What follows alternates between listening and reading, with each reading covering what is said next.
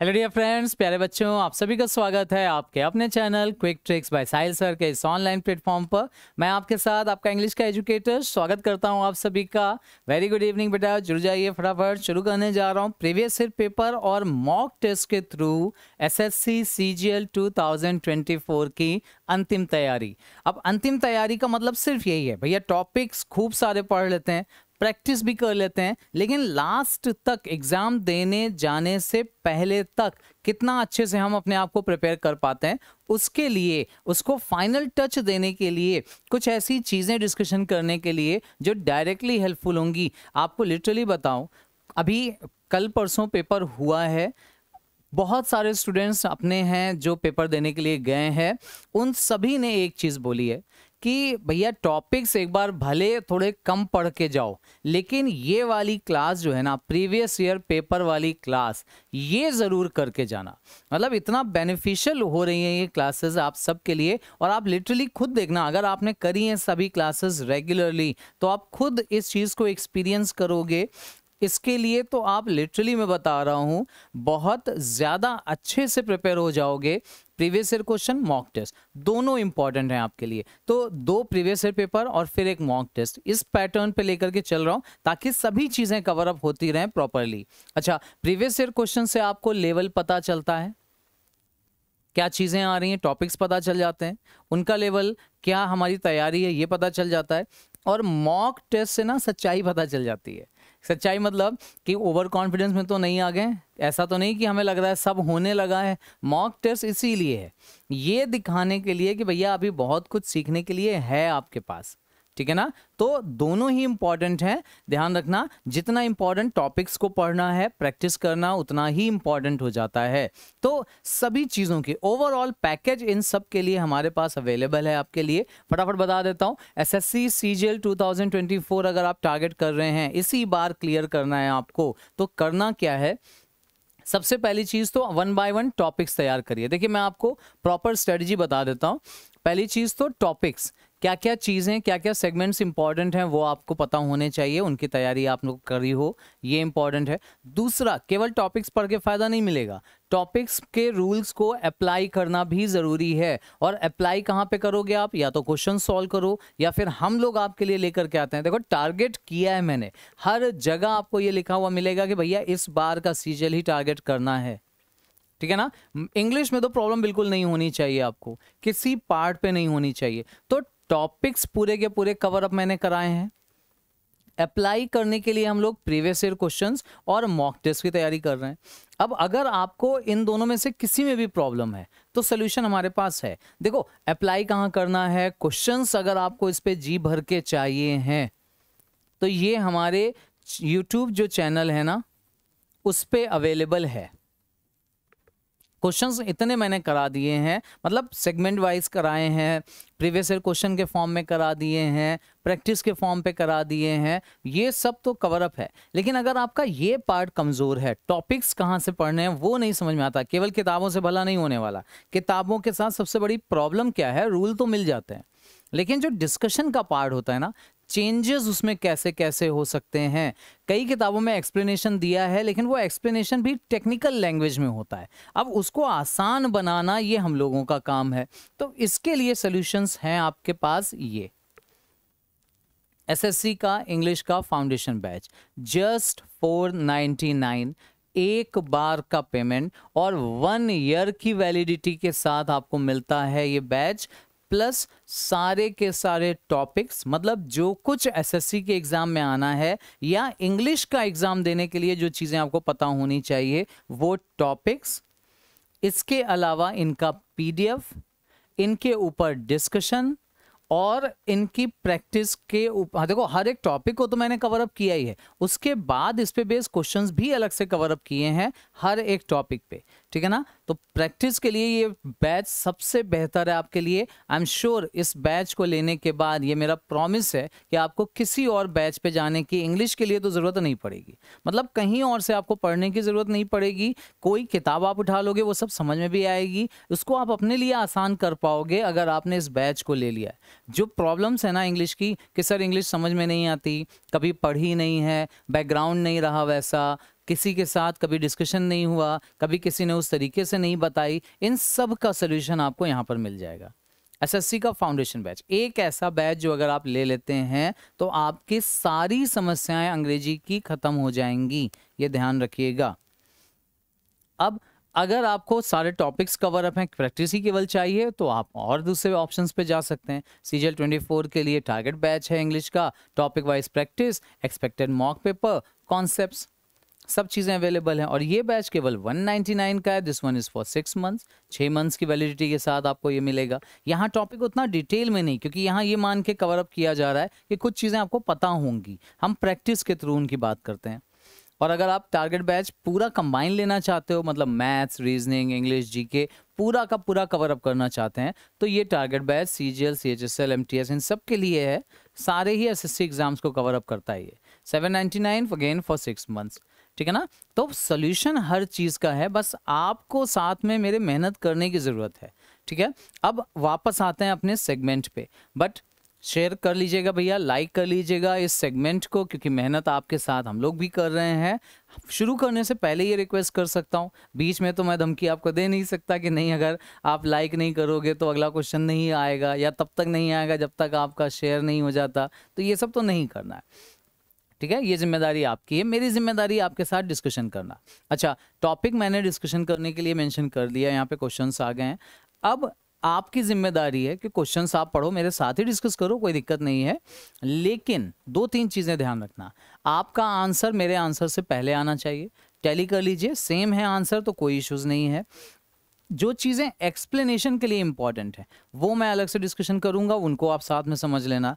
हाँ, कोई ऐसा ऑप्शन भी हो जो सही आंसर तो नहीं है लेकिन मीनिंग की जरूरत पड़े, वो साथ में डिस्कस करते चलना, ठीक है। देखो question number 1, most appropriate option to substitute the underline segment. ये पार्ट अंडरलाइन किया है, I don't wear the sunglasses at the moment. अब एट द मोमेंट ये एक कीवर्ड है या की फ्रेज है, ये कुछ कीवर्ड्स हैं जो आपको हेल्प करते हैं। अब ये कीवर्ड किसके लिए इंपॉर्टेंट है, तो ये चैप्टर जो टेंस वाला मैंने पढ़ाया ना, टाइम एंड टेंस, उसमें ये पार्ट आपको मिल जाएगा। टाइम एंड टेंस में मैंने पढ़ाया था कि टेंसेस की पहचान टाइम को देखकर होती है, और टाइम में कुछ ऐसे कीवर्ड्स ही आते हैं, जैसे एट द मोमेंट, ये एक कीवर्ड है जो आपको बताता है कि ये सेंटेंस जो बनेगा ना, ये हमारा प्रेजेंट के कॉन्टिन्यूस टेंस में बनेगा। मतलब इस क्वेश्चन का सही आंसर प्रेजेंट का कॉन्टिन्यूस टेंस होना चाहिए। अब प्रेजेंट कॉन्टिन्यूस में सेकंड फॉर्म तो नहीं आती, वॉज नहीं आता, डिड नॉट नहीं आता, इज एम आर और ING फॉर्म। करेक्ट ऑप्शन हो जाएगा option number 4। I am sure आपका भी यही आंसर है, 100% सही है आप, बिल्कुल ठीक है। आगे चलते हैं, नेक्स्ट क्वेश्चन देखो। अब कहने को बड़ा बड़ा सा है, ध्यान से समझना, ये चीजें बड़ी इंपॉर्टेंट हैं। क्या लिखा हुआ है, select the most appropriate synonym of the underlined word. Underline word कहीं दिख रहा है, थोड़ा ध्यान से देखोगे तो यहां दिख जाएगा। और इनएविटेबल, इनएविटेबल ये आपका वन वर्ड सब्स्टिट्यूशन का एक वर्ड है,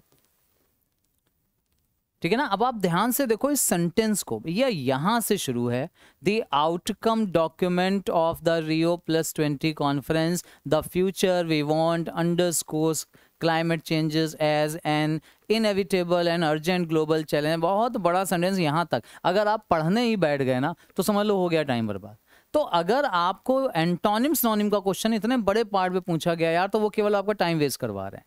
आपको ये नहीं करना है। आपको अगर ये वर्ड पता है इनएविटेबल, जिसका मतलब होता है जिसे टाला नहीं जा सकता,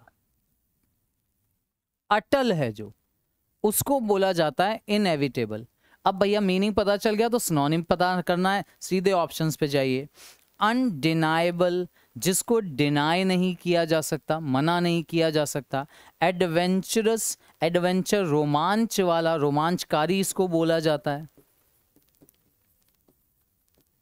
जिसमें रोमांच हो, एडवेंचरस होता है। स्केपेबल, जिससे स्केप किया जा सके, मतलब बचा जा सके, जिससे बचा जा सके वो स्केपेबल है। एंड इमेमोरेबल, मतलब मेमोरेबल का मतलब होता है जिसको आप याद कर रख सको, यादगार। इमेमोरेबल मतलब होता है जो भूल गए, याद नहीं आ रही हैं। तो अब इन चारों ऑप्शन में से देखो, चेंज नहीं किया जा सकता, बदला नहीं जा सकता, उसके लिए एक ही ऑप्शन बचता है और वो है अनडिनाइबल। डिनाई नहीं कर सकते, मना नहीं कर सकते, रोक नहीं सकते, बच नहीं सकते। Undeniable should be the correct answer. कितना भी बड़ा सेंटेंस दे दें, वेस्ट करना चाहो टाइम तो होगा, नहीं करना चाहो तो सीधे वर्ड पे जाइए। एंटोनिम सिनोनिम का क्वेश्चन है तो आसान है। नेक्स्ट चलते हैं। आई होप आपका भी वही आंसर था जो मेरा आंसर है। अगर कोई भी कंफ्यूजन हो तो कमेंट सेक्शन में मेंशन कर देना बेटा। क्वेश्चन नंबर 3 में भी सिनोनिम ही पूछा गया है। मतलब देख लीजिए, वोकैब के क्वेश्चंस तो इंपॉर्टेंट हैं, आएंगे ही आएंगे, लेकिन अच्छी बात यह है कि सेंटेंस के फॉर्म में दिया हुआ है। सेंटेंस में गेस करना आसान होता है और ऑप्शंस भी ज़्यादातर ऐसे दिए हैं जो पता होने वाले हैं। अच्छा, the committee wanted us to explain this in detail. Committee चाहती है कि हम इस चीज़ को डिटेल में एक्सप्लेन करें। एक्सप्लेन मतलब होता है बताना, डिस्क्राइब करना। अब डिस्क्राइब ऑप्शन दिया होता तो हो जाता। कलेक्ट करना, इकट्ठा करना। ट्रबल, परेशान करना। कीन होता है उत्सुक होना, ईगर। इलेबोरेट का मतलब होता है एक्सप्लेन करना। लो, हो गया सही answer. Question number 3, option number 4 is the correct answer. 4 should be the correct answer, ये वाला। आई होप आपका भी यही है ना। करते चलना बेटा, साथ साथ में डिस्कशन करते चलना। अगर कोई कंफ्यूजन होगा तो डिस्कस करेंगे। अच्छा, the following sentence has been divided into parts. Okay, sentence को पार्ट्स में डिवाइड किया गया। वन ऑफ देम में contain an error, select the part with the error from the given options. If you don't find any error, mark no error as your answer. मतलब यहां तक तो केवल डिस्क्रिप्शन ही है, यहां से सेंटेंस शुरू है। The present century threats to our environment. Present century का जो थ्रेट है, थ्रेट मतलब खतरे हैं, यहाँ पर थ्रेट्स का मतलब यहाँ पर खतरे हैं। वैसे थ्रेट का मतलब धमकी होता है, ठीक है ना। अब कोई धमका रहा है तो मतलब वो खतरनाक ही है, खतरा हो गया। तो प्रेजेंट सेंचुरी के जो खतरे हैं हमारे एनवायरमेंट के लिए, विच इंक्लूड, जिसमें क्या क्या चीज़ें शामिल हैं। Interfering species, element. एलमेंट का मतलब होता है बीमारियां, ये ध्यान रखना। एलमेंट इज बीमारियां। Pollution and a boiling temperature were putting wildlife populations at peril. Peril का मतलब होता है डेंजर। पैरिल का मतलब समझ लेना, ये होता है डेंजर, ठीक है। अब what should be the correct answer. अच्छा, ये पार्ट इसमें दिए गए हैं, इन 3 पार्ट्स में से किसी एक पार्ट में एरर है। अब अगर आप देखो, ध्यान से समझो। पहले तो मैं आपके लिए छोड़ देता हूं पूरा का पूरा स्क्रीन, आराम से आप इसको देख लो। बहुत सिंपल सा क्वेश्चन है, मतलब दिया बड़े सेंटेंस भले ही गया हो, लेकिन है बड़ा सिंपल सा क्वेश्चन। और ऐसा मैं इसलिए बोल रहा हूँ क्योंकि एक छोटी सी चीज बस आपको ध्यान देनी है, और वो ये कि एक तो यहाँ प्रेजेंट लिखा हुआ है, बात प्रेजेंट की हो रही है। इंक्लूड भी बता रहा है कि फर्स्ट फॉर्म है, SAIS नहीं लगा हुआ है, ठीक है ना। फर्स्ट फॉर्म है, SAIS नहीं लगा क्योंकि प्लूरल सब्जेक्ट है। थ्रेड्स देखो प्लूरल है, इसलिए SAIS नहीं लगा हुआ है। लेकिन है ये भी टेंस प्रेजेंट ही। तो जब बात प्रेजेंट की कर रहे हैं तो यहाँ पर वर गलत है, यहाँ पर भी आर होना चाहिए, और इतनी सी एरर है बस। टेंस का ये भी क्वेश्चन है, मतलब यहाँ पर भी वर नहीं होना चाहिए था। कौन सा होगा सही आंसर? ये वर वाला जो आंसर है ना, ये यहाँ पर आर होना चाहिए था, और यही एरर है। इसका मतलब सही आंसर हो जाएगा हमारा option number 2। Second should be the correct answer. I really wish कि आपने भी यही आंसर टिक किया होगा। साथ साथ में करते चलना बेटा discussion. Question number 5। The following sentence has been divided into 3 segments, A, B और C। 3 सेगमेंट में डिवाइड किया है। वन ऑफ देम में कंटेन अ ग्रामेटिकल एरर, एक में एरर है। अगर कोई एरर नहीं है तो नो एरर। इंपॉर्टेंट क्या है, यहाँ एरर है तो A, यहाँ एरर है तो B, यहाँ एरर है तो C। लेकिन यहाँ अगर एरर है तो B का मतलब ये नहीं, B का मतलब 4 वाला, C का मतलब 3rd वाला, A का मतलब 1st वाला। देख लो ऑप्शन ऊपर नीचे करके दिए हैं। और ये प्रेजेंस ऑफ माइंड एग्जाम देते समय रखना कि ऑप्शंस एज इट इज दिए गए हैं, जैसा यहाँ लिखा हुआ है, या आगे पीछे करके दे दिए गए। पहले तो देख लेते हैं सही ऑप्शन क्या होगा। Aniket lives in the small apartment in the suburbs.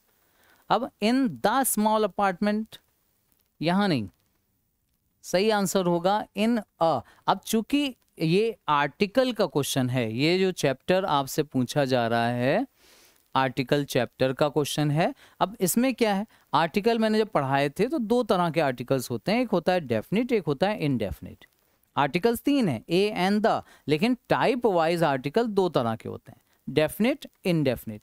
Definite article वो जिसकी बात पहले की गई हो, जिसके बारे में बोलते समय चीजें क्लियर हों। लेकिन अगर किसी नाउन को हम इंट्रोड्यूस करते हैं, फर्स्ट टाइम मेंशन करते हैं, तो वो इनडेफिनिट आर्टिकल में कंसिडर किया जाता है। और इनडेफिनिट आर्टिकल में ए या एन आता है, द नहीं आता।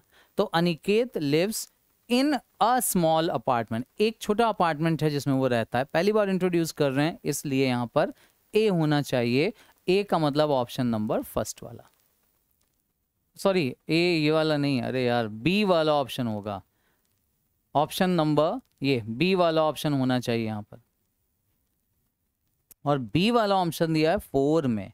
भैया गड़बड़ नहीं करना, ए मैंने आर्टिकल वाला ए ले लिया था, वो ऑप्शन नंबर ए नहीं है, यहाँ से इसको करेक्ट करना पड़ेगा। ऑप्शन नंबर 4 होगा क्योंकि बी वाले पार्ट में एरर है। ठीक है ना, आई होप आपका भी यही सेम आंसर था। चलिए क्वेश्चन नंबर 6 पे आते हैं। Describe how you will tell your friends that mister Ram uses multimedia for teaching the children in passive voice. अच्छा देखो, पैसिव वॉइस मतलब सीधे सीधे नहीं पूछते हैं कि what is the passive voice of this particular sentence, सीधे सीधे नहीं देंगे। How will you tell your friend, how will you tell someone, how can you describe, ये करके देते हैं। सेंटेंस इतना ही है, mister Ram uses, uses is the first form, और अगर वर्ब की फर्स्ट फॉर्म है तो यहाँ बी आएगा और वो भी फर्स्ट फॉर्म में आएगा। और बी की first form I am sure बहुत अच्छे से याद होगी आपको, इज एम आर होती है ना। और इज एम आर देख लो कितने में है, यहाँ पर है, यहाँ तो इज एम आर ही नहीं है, हटा दीजिए। यहाँ पे भी इज है, यहाँ भी इज है। अच्छा आईएनजी फॉर्म का कोई लॉजिक यहाँ पे बनता नहीं क्योंकि फर्स्ट फॉर्म है, तो ये हटा दो। इसको मत देख के कंफ्यूज हो जाना, ये प्रपोजिशन के बाद आया, नाउन का काम कर रहा है, जेरंड वाला क्वेश्चन है ये पार्ट। अच्छा, multimedia is used by mister Ram, by mister Ram for teaching. यहाँ देखो फॉर के बाद टीच दे दिया जबकि फॉर के बाद टीचिंग था, इसको चेंज ही नहीं करना था, ये एलिमिनेट हो गया, फर्स्ट हो गया हमारा सही आंसर। देखते ही एलिमिनेट कर सकते हो आप चीज़ें, अगर लॉजिक पता है कि कहाँ पे कैसे क्या चेंज होना है और कहाँ पर क्या चीज़ें नहीं चेंज होनी है। ठीक है ना, इसीलिए मैं बोल रहा हूँ टॉपिक्स कवर अप कर लीजिए, वो बहुत इंपॉर्टेंट है। Now question number 7, select the option that can be used as a one word substitution. क्या पूछा गया है, अ पर्सन हु ड्रॉज और प्रोड्यूसेस मैप। अब मैप बनाने वाले को या मैप ड्रॉ करने वाले को क्या बोलते हैं, ऑप्शंस देख लो, अपने आप समझ में आ जाएगा। भैया अगर आपने थोड़े से भी वन वर्ड्स पढ़े होंगे ना, तो ये वन वर्ड आया है और मैंने पढ़ाया भी, यूट्यूब पर भी कई बार पढ़ाया है। जो ड्रॉ करता है, प्रोड्यूस करता है मैप्स को, उस पर्सन को बोला जाता है cartographer. First one should be the correct answer. बिल्कुल सही आंसर आ रहा है आपका, 100% सही है आप। अच्छा, ये जो बाकी ऑप्शंस दिए हैं ना, ये भी वन वर्ड ही हैं। तो ये तो मैं हमेशा बोलता हूँ कि अगर वन वर्ड के क्वेश्चंस करो तो एक आंसर सही होता है, लेकिन बाकी 3 भी वन वर्ड्स ही हैं, उनको भी नोटिस करिए। जिसमें ये जो वर्ड लिखा है इसका प्रोनाउंसिएशन होता है शॉफर। शॉफर का मतलब होता है ड्राइवर। और ये वर्ड जो है ना शॉफर, ये एक तो वन वर्ड के लिए इंपॉर्टेंट है, दूसरा ये स्पेलिंग में बहुत पूछा जाता है। स्पेलिंग देखो ध्यान से, CHAUFFEUR है शॉफर। कैलीग्राफी होता है अच्छी राइटिंग, तो ये अच्छी राइटिंग करने वाला, गुड राइटिंग हो जिसकी, अच्छी हैंड राइटिंग वाला, उसको बोला जाता है कैलीग्राफर। और कोरियोग्राफर, इसको चोरियो मत पढ़िएगा, कोरियोग्राफर जो सॉन्ग्स के स्टेप्स को बनाते हैं, who produces dance steps, dance के नए नए स्टेप्स बनाते हैं ना, उनको बोला जाता है कोरियोग्राफर। कोरियोग्राफर पढ़ा जाता है इसको, ठीक है। तो option number first should be the correct answer for question number 7। Question number 8 की बात करें, यहाँ क्या पूछा गया है, select the most appropriate option that can substitute the underline segment. Phrase replacement का क्वेश्चन है। I have not seen you for last year. अच्छा, लास्ट ईयर के साथ फॉर दे दिया गया, ओके। देखो लास्ट तो एक ही हो सकता है, पिछला एक ही हो सकता है, तो ईयर्स वाला ऑप्शन तो पहले हटा दो, फालतू का ऑप्शन दे दिया गया। आई हैव नॉट सीन मी, अपने आप को ही मैंने 1 साल से नहीं देखा। सोचो कितना फनी ऑप्शन दिया हुआ है यार, हटा दो इसको भी। I have not seen you about last year, लगभग पिछले साल नहीं देखा, नहीं, ये भी एलिमिनेट हो गया। लो बच ही गया एक ऑप्शन। सेंस ऑफ फॉर का क्वेश्चन आप मान सकते हो, ये टॉपिक मैंने जब टाइम एंड टेंस पढ़ाया ना, उसमें एक टॉपिक पढ़ाया टाइम एंड टाइम रेंज, उसमें आ जाता है सेंस ऑफ फॉर का यूज। प्रपोजिशन के पार्ट पे सीख सकते हो आप। लास्ट ईयर स्टार्टिंग का पॉइंट देता है तो सिंस ड्यूरेशन बताई गई होती 2 साल, 10 साल, 20 साल, कुछ साल, तब हम फॉर लगा देते। अभी यहाँ पे ऐसा लिखा होता सम और यहाँ पे ईयर्स दिया होता, कुछ सालों से मैंने उसे नहीं देखा, फॉर सम ईयर्स हो जाता, ये फॉर यहाँ पर सही हो जाता, ठीक है ना। लास्ट ईयर के लिए नहीं आ सकता क्योंकि वो एक एग्जैक्ट पॉइंट है और पॉइंट ऑफ टाइम के लिए सेंस आता है, ठीक है। तो option number first should be the correct answer. Now question number 9, select the option that can be used as a one word substitution. फिर एक वन वर्ड सब्स्टिट्यूशन का क्वेश्चन आ गया। बीइंग केयरफुल, वो पर्सन जो बिल्कुल केयरफुल रहता है, that every detail of something is correct, मतलब हर चीज में करेक्ट चीजें आनी चाहिए। छोटी छोटी चीजों को लेकर के बहुत जो एकदम स्टबर्न होता है, बहुत ज्यादा केयरफुल होता है, छोटी छोटी गलतियां भी उसको एक्सेप्टेड नहीं होती, उसको क्या बोला जाता है। अब ऑप्शंस आप देखो, एक तो स्टबर्न ही है, स्टबर्न का मतलब होता है जिद्दी। वो पर्सन जो अपनी बात पर अड़ा रहे, वो पर्सन जो अपने बिलीव्स पे फर्म रहता है, उसको लगता है जो मैं बोल रहा हूं वही सही है। एरोगेंट टाइप का पर्सन जो होता है वो होता है स्टबर्न। इम्प्रेग्नेबल, जिसे भेदा नहीं जा सकता, जिसको अभेद बोलते हैं। आई थिंक अभेद ऐसे लिखते हैं क्या, हाँ आई थिंक अभेद ऐसे लिखते हैं, जिसको भेदा नहीं जा सकता, जिसके अंदर कोई चीज नहीं प्रवेश कर सकती, ठीक है ना, उसको इम्प्रेग्नेबल। स्क्विमिश मतलब होता है डरपोक, मीक बोलते हैं, टिमिड बोलते हैं, कॉवर्ड बोल सकते हैं। वो जिसको खून खराबे से बहुत डर लगता है ना, उसे भी हम स्क्विमिश बोलते हैं। This movie is not for squeamish, ये मूवी कमजोर दिल वालों के लिए नहीं है। स्क्विमिश वहां से याद रख सकते हो आप। और बचा ऑप्शन फैस्टिडियस होता है, यही वो पर्सन होता है फैस्टिडियस जो छोटी छोटी चीजों को लेकर के बहुत पर्टिकुलर होता है, ठीक है ना। तो 4 should be the correct answer. आपका आंसर क्या था, गड़बड़ नहीं करना। स्टबर्न अगर आपने टिक किया तो गलत हो जाएगा, ठीक है ना। स्टबर्न वो पर्सन जो अपनी बात को सही मानता है, वो नहीं जो छोटी छोटी डिटेल को बिल्कुल सही चाहता है या छोटी छोटी चीजों का ध्यान रखता है। अच्छा, छोटी छोटी चीजों का ध्यान रखना, इसके लिए एक इडियम एंड फ्रेज भी आती है और इसके लिए बोलते हैं dot your i's and cross your t's. इस फ्रेज का मतलब भी होता है छोटी छोटी चीजों का ध्यान रखना, हर एक डिटेल का अच्छे से ध्यान रखना, ठीक है ना। छोटी छोटी चीजों पर नजर बनाए रखना, उनको गलत नहीं होने देना, ये होता है। चलो नेक्स्ट आ जाते हैं क्वेश्चन नंबर 10 पे, और ये आया है जम्बल्ड ऑर्डर वाला, मतलब रीअरेंजमेंट का क्वेश्चन है। अब रीअरेंजमेंट का पोर्शन है, जो हिंट मिलेगी ऑब्वियसली लेंगे, देखेंगे कैसे रिलेट होना है। चलो भाई, ये ऑप्शन हमें नीचे दिए हैं। क्या पूछ रहे हैं, but while the courts action solve one problem. अच्छा देखो, ऑप्शन से इतना तो समझ में आ रहा है कि 2 ऑप्शन है जो सी से शुरू हैं और 2 ऑप्शन है जो बी से शुरू हैं, तो फटाफट ए और डी वाले तो जल्दी निपटा लेते हैं। But while the courts action solve one problem it created another and because of the closure many workers lost their job. अब देख लो, एक प्रॉब्लम सॉल्व हुई, दूसरी क्रिएट हो गई, और क्लोजर की वजह से कई सारे वर्कर्स की जॉब चली गई।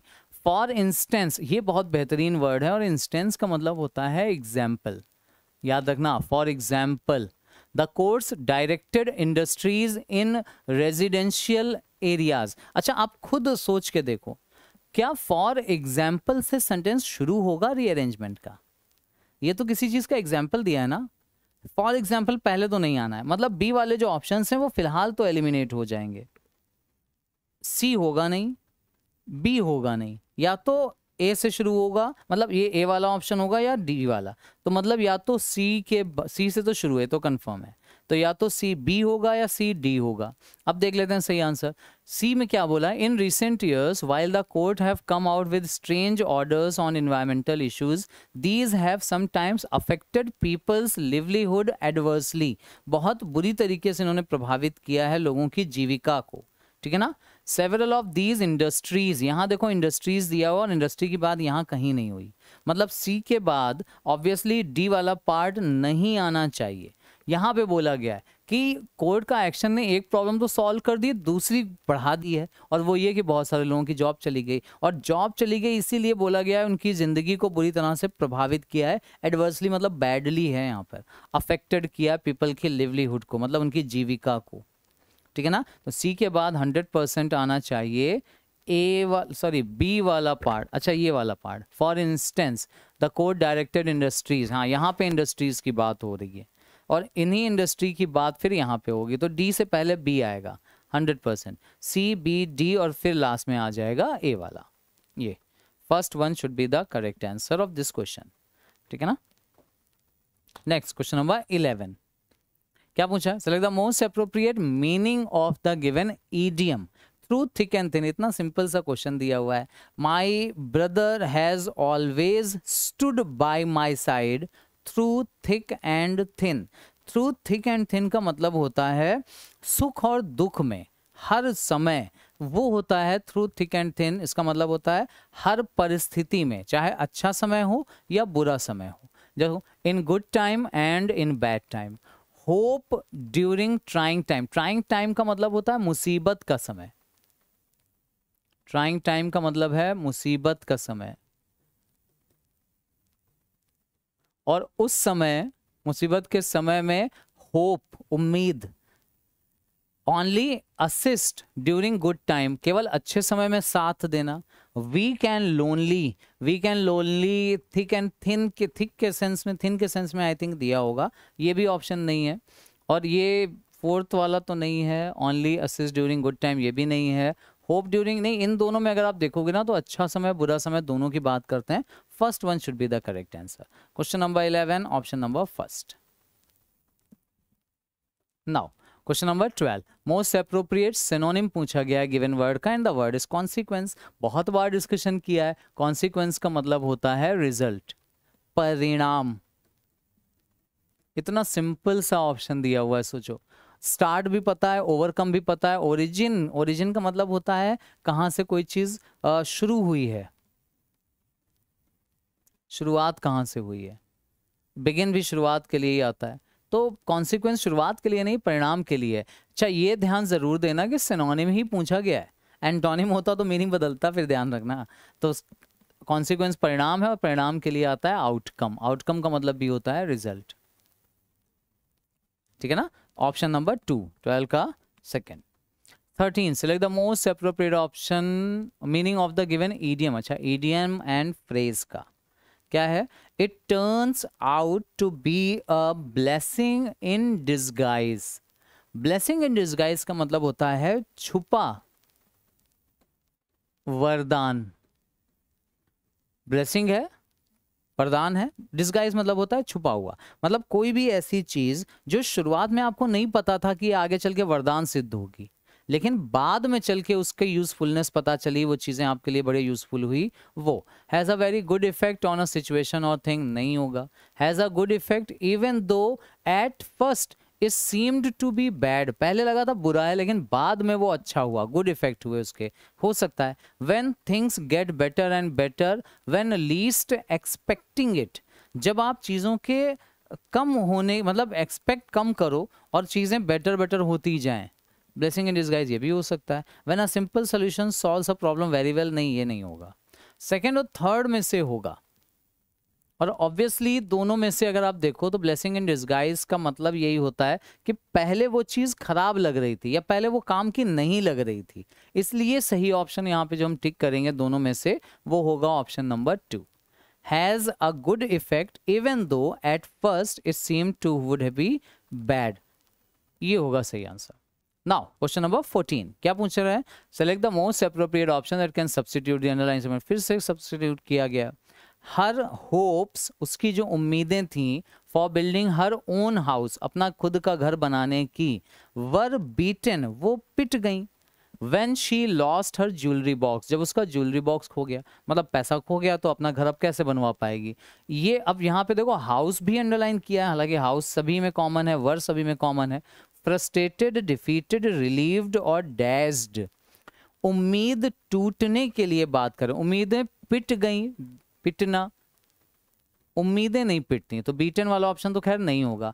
उम्मीदों के लिए फ्रस्ट्रेटेड वाला ऑप्शन भी नहीं होना चाहिए, ये वाला ऑप्शन भी एलिमिनेट हो जाएगा। उम्मीदें हार जाती हैं, ओके, डिफीट। रिलीव्ड का मतलब राहत देना, उम्मीदों को राहत मिली, ये भी नहीं होगा। उम्मीदें डैश, हाँ टूट गई, यस, हारने की नहीं, उम्मीदें हारती नहीं है, डिफीटेड नहीं होगा सही आंसर, डैश हो जाएगा। डैश होप्स का मतलब होता है उम्मीदें टूट जाना, टूटना, डैश झटका लग जाना, हाँ एक उम्मीदों को एक झटका लगा, मतलब एक शॉक लगा, उस सेंस में। करेक्ट ऑप्शन होगा यहाँ पे ऑप्शन नंबर 14 का। नाउ क्वेश्चन नंबर 15 की बात करते हैं।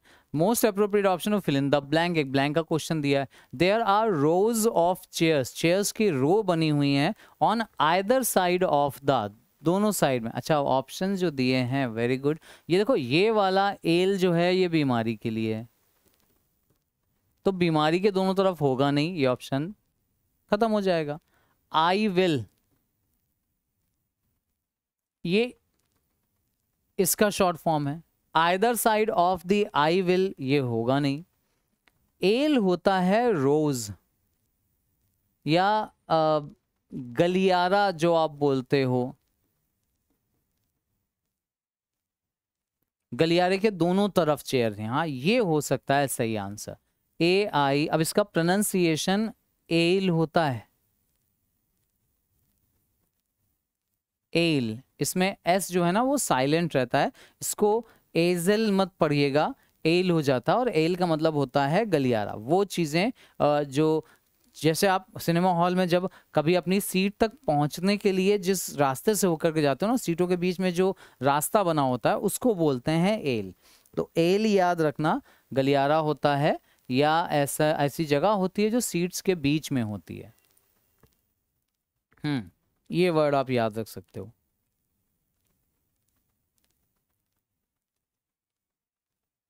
ठीक है ना, रिलेट करना इसको। और ये जो पहला वाला वर्ड दिया, अगर इसको लेकर के कंफ्यूज हो तो ये भी ध्यान रखना, ये जो पहला वर्ड दिया है एल, इसका ये देखो स्पेलिंग, इसमें से ए हटा दो तो यही वर्ड बन जाता है। ये एल जो होता है ना, ये स्मॉल आइलैंड के लिए यूज होता है, छोटे छोटे टापू होते हैं ना उनके लिए, टापू, छोटे छोटे टापू जो होते हैं, द्वीप समूह जिनको हम लोग बोलते हैं, उनके लिए आता है। ठीक है, तो ये सही ऑप्शन ऑब्वियसली नहीं होगा यहाँ पर, टापू के दोनों तरफ चेयर्स की रो थोड़ी ना होंगी। नाउ क्वेश्चन नंबर 16, अच्छा इसके पहले वाला आंसर ये जरूर टिक कर लेना, fourth one should be the correct answer. Now most appropriate synonym पूछा गया। अच्छा सिनोनिम के क्वेश्चन ज्यादा हैं इसमें। The governments utilitarian stance, utilitarian का मतलब होता है काम की चीजें, वर अप्रिशिएटेड बाय ऑल, देखो सबने तारीफ की क्योंकि गवर्नमेंट ने जो स्टांस लिया है, मतलब जो स्टेप उठाया है वो बहुत काम का है। फैंसीफुल का मतलब होता है तड़क भड़क वाला, काल्पनिक जो चीजें होती हैं ना उनके लिए, मन मर्जी वाला जो होता है वो फैंसीफुल हो जाता है। डिटेस्टफुल मतलब कोई टेस्ट ही ना हो, बेस्वाद होता है, डिस्टेस्टफुल। और थ्रस्ट का मतलब होता है जोर देना, पुश करने वाला। यूजफुल होगा इसका सही answer, fourth one should be the correct answer. Useful बोलते हैं यूटिलिटेरियन को।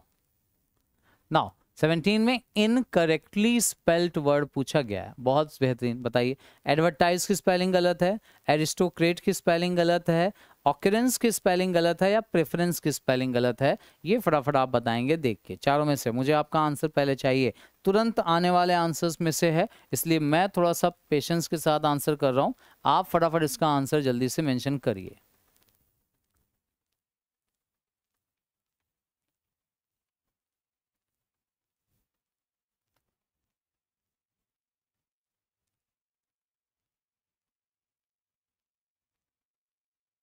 एरिस्टोक्रेट बिल्कुल सही है। एरिस्टोक्रेट की स्पेलिंग, एरिस्टोक्रेट मतलब जानते हैं, कुलीन वर्ग, सभ्य वर्ग जो होता है उसके लिए आता है। एरिस्टोक्रेट में ई नहीं होता, एरिस्टोक्रेट में केवल ये टी होता है, एरिस्टोक्रेट। ऑकरेंस का मतलब होता है होना, प्रेफरेंस का मतलब प्राथमिकता, एडवर्टाइज प्रचार, है ना। एरिस्टोक्रेसी आपने अगर सुना हो, जो कुलीन वर्ग के लोग होते हैं, कुलीन मतलब होता है कुलीन मतलब आप ये समझ सकते हो, नोबल जो लोग होते हैं ना, उनके लिए आता है, नोबल लोगों के लिए एरिस्टोक्रेट। सभ्य लोगों का जो समाज होता है वो एरिस्टोक्रेसी होती है।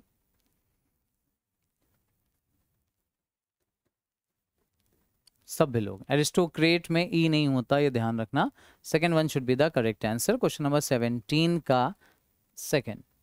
18 की बात करें, इनकरेक्टली स्पेल्ड वर्ड है, it is weird to overreact on the consequences like this. इस तरह के कॉन्सिक्वेंसेज पे ओवर रिएक्ट करना बड़ा विचित्र है। वियर्ड का मतलब होता है विचित्र।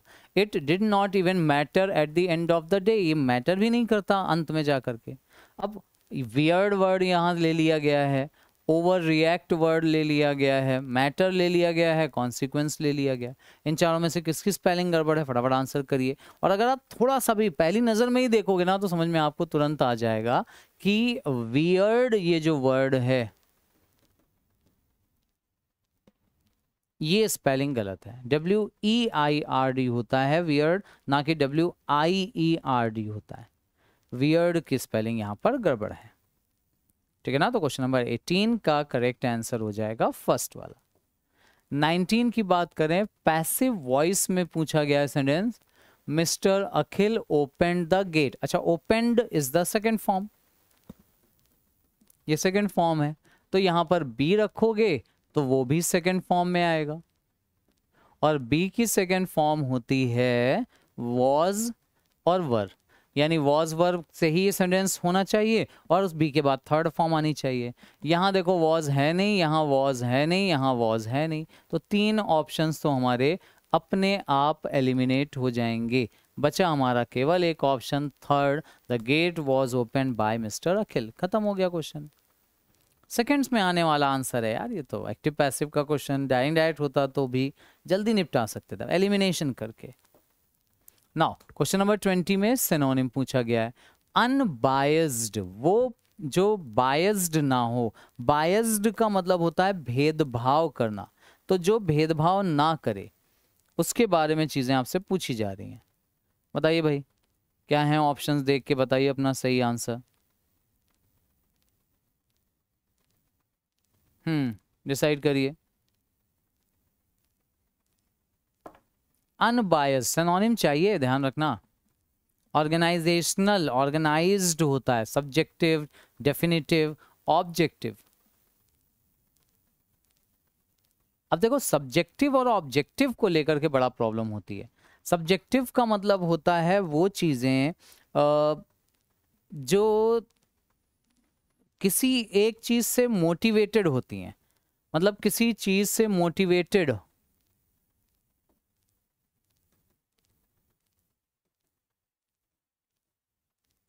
Motivated by forces, motivated by emotions, इससे, है ना, उससे। और ऑब्जेक्टिव होती हैं वो चीजें जो नॉट रिलेटेड हैं, किसी सोर्स से रिलेटेड नहीं है, तो ये हो जाती हैं वो चीजें जो किसी से जुड़ी नहीं है, तो इसका मतलब उनमें पक्षपात नहीं होता। तो अनबायस्ड का जो सिनोनिम आपसे पूछ रहे हैं ना, वो ये होगा फोर्थ वाला ही ऑप्शन, ऑब्जेक्टिव वाला। This should be the correct answer. Objective, not related to any source, मतलब किसी से प्रभावित ना हो, किसी की तरफ उसका झुकाव ना हो, वो ऑब्जेक्टिव है। नाउ 21 से 25 obviously fill in the blank का क्वेश्चन आता है, मतलब क्लोज टेस्ट के फॉर्म में आता है। तो पहले क्लोज टेस्ट ही पढ़ लेते हैं। क्या लिखा हुआ है? सोक्रेट्स इज फ्लाइंग, सोक्राट्स उड़ रहे हैं। अच्छा, नो ही इज, नहीं वो क्या कर रहे हैं वो बताया गया है। The wings behind him beat in a calming rhythm, जो पीछे उनके पंख हैं वो उस बीट में, उस ताल, लय ताल में चल रहे हैं। कि राइमिंग मतलब, हाँ लय ताल, कामिंग सूदिंग, कॉमिंग का मतलब है यहाँ पर शांत वाला, मतलब एकदम बिल्कुल रिलैक्स होकर के, ठीक है ना। The cool air rashes past, जो ठंडी हवा उनके पीछे निकल रही है उन पंखों से होकर के। His wings are all that matter, उनके जो पंख हैं वही खाली मैटर करते हैं। ये चीज यहाँ पर मतलब सब कुछ, जो चीज मैटर करती है वो है उनके पंख, ठीक है। यस करिए फटाफट। थर्ड वाला पहला ही ब्लैंक दिया हुआ है और उसके बाद में पूछ रहे हैं at the rushing wind. Rushing मतलब होता है बहती हुई हवा, जो है तेजी से चलती हुई। रश मतलब बहती हुई बहुत तेजी में। Rushing wind like the sail of some great sea vessel, the feathery appendages all he is, अच्छा फेदरी अपेंडेजेस हैं मतलब पंखों से भरे हुए हैं वो, and is all he is and all he will ever want to be। क्या अच्छा, जो वो हमेशा होना चाहते थे, मतलब पंखों से पंखों के ऊपर सवार हमेशा से होना चाहते थे। his back muscle flex with the, उनकी जो बैक मसल है वो फ्लेक्स मतलब लचीली है, विद द ब्लैंक दिया है, that takes him high above the ground, जो हवा में उनको उड़ाने में मदद करती है। He feels the effort, blank लिखा है of course, but sweeping into the sky does not require much of one. अच्छा, he feel the effort but sweeping into the, थोड़ी सी मेहनत तो लगती है, फील्स द एफर्ट मतलब थोड़ी में एफर्ट तो लगे of course, but sweeping into the sky does not require much of one. लेकिन स्वीप करना मतलब तैरना, बहना हवा में, बहुत ज़्यादा उसमें एफर्ट्स की ज़रूरत नहीं पड़ी। द ब्लैंक लिखा है इज़ प्लेजरेबल, ये प्लेजरेबल है मतलब देखना बहुत खुशी की बात है। इवन एक्सिलरेटिंग, एक्सिलरेटिंग भी है ये।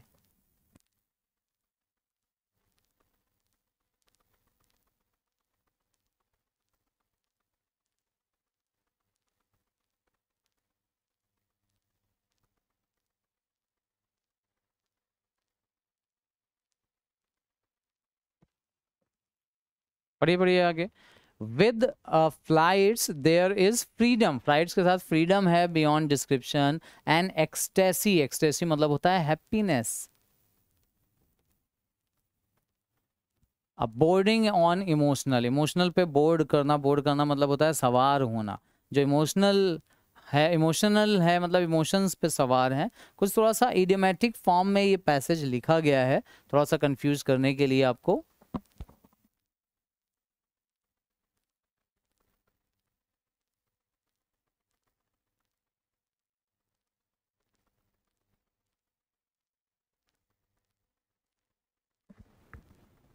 गेस कर पा रहे हो अगर तो ठीक है, अदरवाइज ऑप्शंस देख लीजिए, ऑप्शंस में तो डेफिनेटली गेस कर पाओगे आप। क्या लिखा है पहला option? Socrates flying, no he is sluggish का मतलब तो ढीला ढाला होता है, ढीला ढाला, लेजी, इसके सेंस में। उड़ रहे हैं नहीं, वो घिसट रहे हैं। स्लगिश मतलब रेंग रहे हैं, ऐसा तो है नहीं। रिडंडेंट मतलब होता है अननेसेसरी, अनइम्पॉर्टेंट, जो चीज़ें ज़रूरी ना हो उनके लिए आता है। पर्टिनेंट, पर्टिनेंट का मतलब होता है पर्टिनेंट मतलब होता है सतत, लगातार होने वाली जो चीज़ें होती हैं ना, वो पर्टिनेंट होती हैं। हाँ, पर्टिनेंट का मतलब होता है लगातार होने वाली चीज़ें, ठीक है।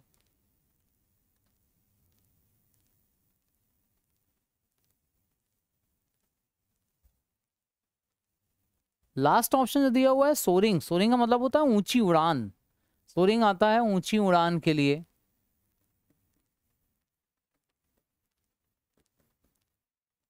तो यहाँ पे क्या मतलब निकलेगा, शुक्राचार्य इज फ्लाइंग, नो, उड़ नहीं रहे हैं बल्कि बहुत ऊंचा उड़ रहे हैं, he is soaring, yes, first का soaring should be the correct answer. अच्छा, पर्टिनेंट का मतलब याद रखना बेटा, पर्टिनेंट का मतलब होता है वो चीजें जो रिलीवेंट हैं, काम की हैं, जरूरी हैं, उनके लिए आता है पर्टिनेंट। हाँ, पर्टिनेंट के सेंस में। सेकंड में देखो, much, unless, since, while, the wings behind him beat in a calming rhythm, calming rhythm में चल रहे हैं। ऑप्शंस गेस करिए। द द कूल एयर, हाँ, सिंस, जब से, सिंस का मतलब यहाँ पे आएगा जब से, वाइल मतलब जबकि, मच तो होगा नहीं, मच द कूल एयर, नहीं नहीं नहीं, अनलेस, अनलेस तो नेगेटिव है, नेगेटिव भी नहीं है, वाइल ही होना चाहिए यहाँ से आंसर, सिंस भी गलत होगा। जब से कूल एयर पास हो रही, नहीं, जब जब एयर पास हो रही है तो उनके जो पंख हैं वो रिदम में चल रहे हैं एकदम, ठीक है ना, तो वाइल हो जाएगा यहाँ सही आंसर। अच्छा, his wings are all that matters, उनके विंग्स हैं जो मैटर करते हैं। At the rushing wind like the sail of some great sea vessel, okay, बहुत बेहतरीन।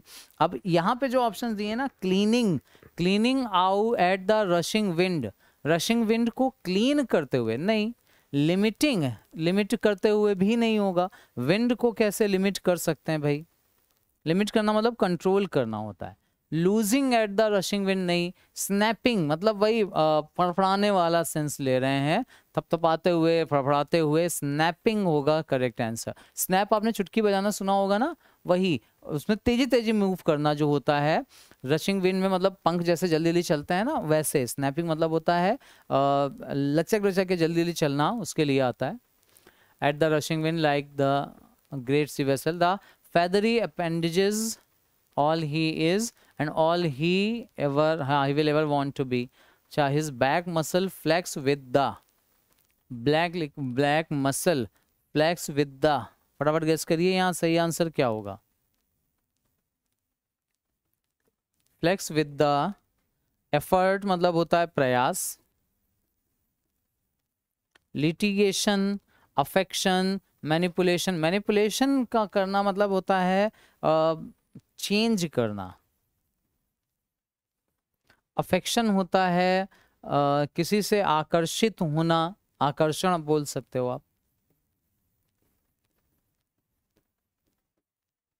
है ना, अफेक्शन आकर्षण हो जाता है, इस सेंस में यूज होता है।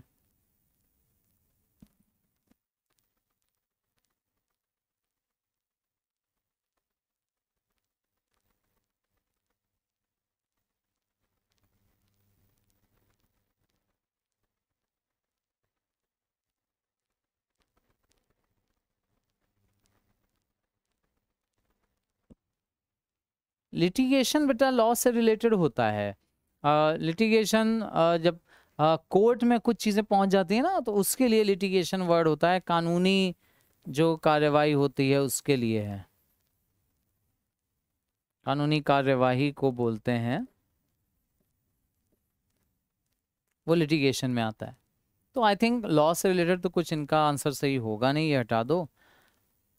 Flex with the that takes him high above the ground, जो उनको ब्लैक मसल उनकी फ्लेक्स होती है विद दी, और आई थिंक वही उनको हवा में उड़ाने में मदद करती है, तो वही एक ऐसा प्रयास करती है, फ्लेक्स जो होती है मसल, वही एफर्ट है, उनका प्रयास है जिससे वो हवा में उठते हैं, ठीक है ना, तो एफर्ट ही एक सही ऑप्शन बन रहा है। आकर्षण मैनिपुलेशन का तो ऑप्शन नहीं यहाँ पे कुछ सेंस दे रहा है। And the last is he feels the effort, हाँ वो देखो एफर्ट फील करते हैं of course, but sweeping into the sky does not require much of one, लेकिन हवा में उड़ने के बाद जब बहते हैं, हवा में उड़ते हैं, तब बहुत ज़्यादा एफर्ट्स नहीं लगता है, ये बात यहाँ पर कही जा रही है। गेस करिए। द प्लेजरेबल, प्लेजरेबल मतलब होता है खुशी देने वाली, आनंद देने वाली, क्या चीज़ है, अच्छा, लेमिनेटिंग, लेमिनेशन, लेमिनेशन तो आपको पता है किसी चीज़ में लपेटना, लेमिनेट करना, अब कवर करना उसको पॉलिथीन वगैरह से, ये सेंसेशन, सेंसेशन का मतलब होता है सेंस करना, मतलब एहसास करना, फील करना। फीलिंग जो है वो प्लेजरेबल है, हाँ ये थोड़ा सा सेंस बन सकता है सेंसेशन का। सेंसेशन एक तरह की फीलिंग होती है, सेंसेशन याद रखना। हाँ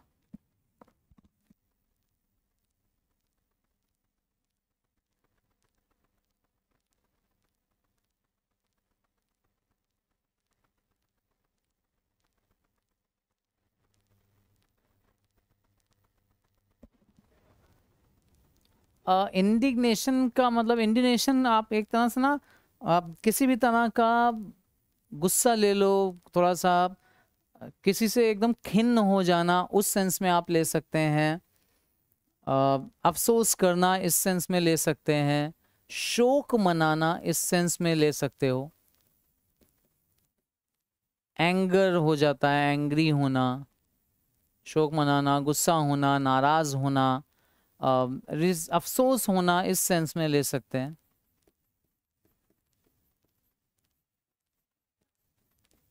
अफसोस होना तो ये ऑप्शन भी नहीं होगा। अफसोस मनाना सुखद तो नहीं होगा। लेमिनेशन भी सुखद नहीं है ना। सेंसेशन एक ऑप्शन बन सकता है। हाँ, परवर्जन का मतलब अगर पता हो तो फिर बता दो फटाफट ये भी।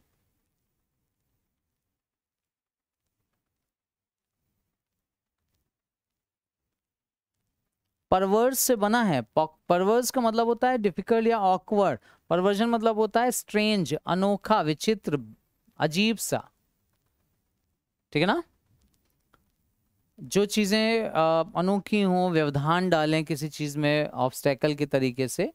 इलॉजिकल के सेंस में आप यूज कर सकते हो, स्ट्रेंज, इलॉजिकल। तो ये भी आई थिंक नहीं होना चाहिए, सही ऑप्शन एलिमिनेट हो जाएगा। सेंसेशन ही सही ऑप्शन बनता है एक। ठीक है ना। चलो, ये भैया हमारे कुछ आज के क्वेश्चंस जो आपसे पूछे गए थे। ये पेपर हुआ था 18 जुलाई को, पिछली बार जुलाई में पेपर हुए थे, और 2023 के ही हैं, लेटेस्ट पेपर हैं। तो ऑब्वियसली इनको प्रैक्टिस एक बार ज़रूर करके जाना। ये चीज़ें थोड़ी सी इंपॉर्टेंट हैं, कैसे पेपर आते हैं, क्या चीज़ें। अब देखो, होता है कई बार पेपर ऐसा मिल जाता है हमें जो प्रीवियस ईयर पेपर में ही जो बहुत आसान लगता है, कई बार पेपर ऐसा मिल जाता है थोड़ा सा टिपिकल लगता है। किसी में कोई सेगमेंट आसान मिल जाता है तो कोई टिपिकल मिलता है। आपको एग्जाम में आसान ही चीज़ें मिलेंगी अगर टिपिकल को भी आप हैंडल करना जानते हो तो। ठीक है ना। उसी पे हम लोग फोकस भी कर रहे हैं। तो भैया लाइक शेयर प्लीज कर लेना, रिक्वेस्ट है आप सभी से, ताकि और अच्छे अच्छे कंटेंट के फॉर्म में चीजें आपके लिए मिलती रहें। और एक मॉक टेस्ट आएगा अभी अगला, ठीक है ना, उसको तैयार करिएगा, उसकी प्रैक्टिस करिएगा, और फिर प्रीवियस ईयर पेपर आएंगे तब तक, जब तक आप पूरी तरह से प्रिपेयर नहीं हो जाते। ठीक है, चलिए मिलते हैं अगली क्लास में। तब तक के लिए all the very best. Thank you very much join होने के लिए। प्रैक्टिस करिएगा। मिलते हैं अगली क्लास में। Take care. थैंक यू बेटा, थैंक यू वेरी मच।